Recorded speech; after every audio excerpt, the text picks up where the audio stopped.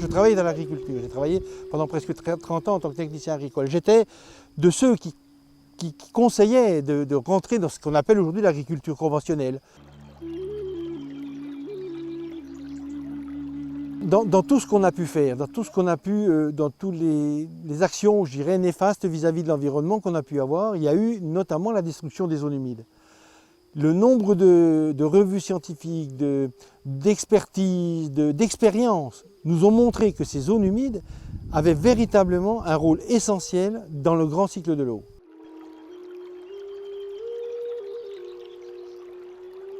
Alors les agriculteurs, quand on dit souvent les agriculteurs veulent un barrage à Sivins, ils veulent de l'eau et ainsi de suite. C'est pas vrai du tout. Il y a certains agriculteurs qui veulent un barrage à Sivins, qui y tiennent absolument et qui font tout pour l'avoir.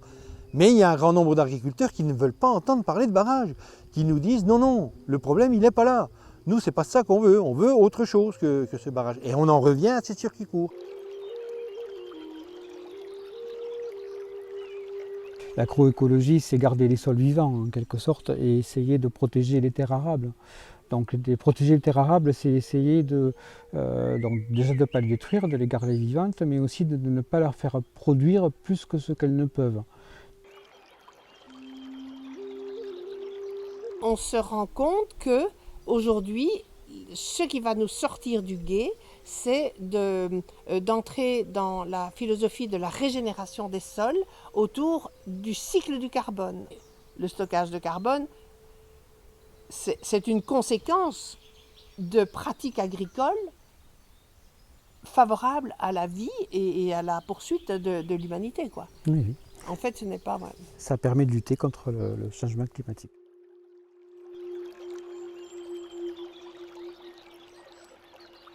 Mais on voit bien qu'aujourd'hui, depuis 2 ans, il y a les sécheresses qui s'accentuent. Oui.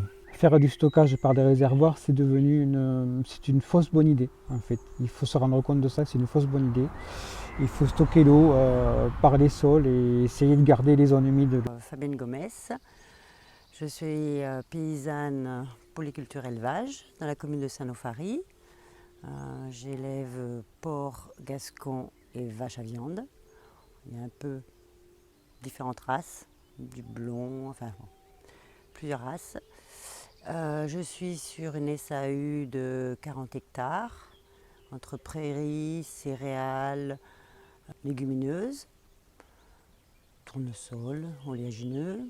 Je suis en vente directe. Je transforme tout ce que je produis.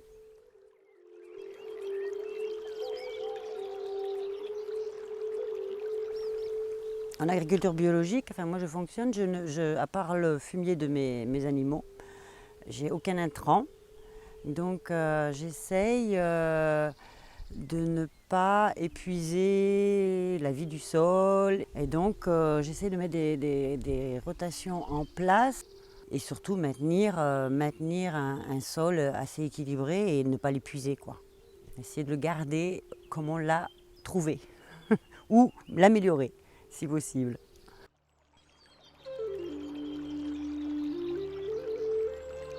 C'est une adaptation constante et je trouve que quand même ces dernières années, ça s'accentue, c'est assez dur. On a quand même une météo qui est vraiment difficile à gérer. Par contre, oui, moi je vois par rapport à nos rendements et notre production, on est stable.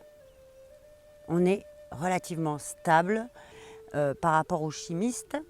Là, eux, ils se prennent des bouillons, comme on dit, parce qu'ils ont une façon de travailler les sols différente et qui absorbe très mal les changements climatiques.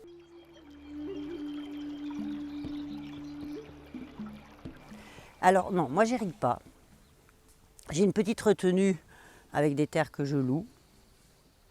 Bon, il faudrait la remettre en état pour irriguer, non, mais non, ça ne m'intéresse pas. Moi personnellement, irriguer à 30 degrés pendant 1 mois, je crois que, je ne suis pas pour, quoi. C'est pas une solution. je dirais que ce n'est pas une solution, quoi. Et on récupère des sols qui sont lessivés, donc on est dans un engrenage qui est quand même très compliqué à gérer avec un dérèglement climatique. Je pense qu'en fin de compte, il vaut mieux, je crois, essayer de s'adapter, adapter les plantes, essayer de travailler le sol correctement, d'essayer de retenir l'humidité, d'avoir une vie microbienne et une vie dans le sol, comment dire, importante pour pouvoir aider à ce manque d'eau, quoi.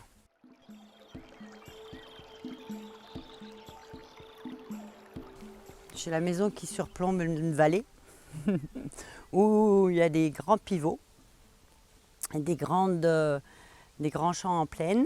Et depuis plusieurs années que ça se fait, vous avez à l'automne bien souvent des terrains nus. Ils n'ont pas encore pris l'habitude de faire des engrais verts, ce qui pourrait peut-être être intéressant. C'est lessivé, la terre elle a une couleur blafarde. Cadavérique un peu, c'est surprenant.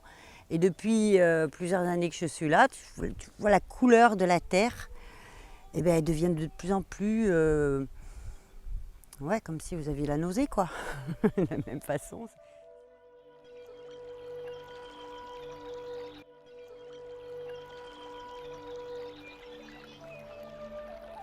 Eh bien, on essaye de s'allier à elle.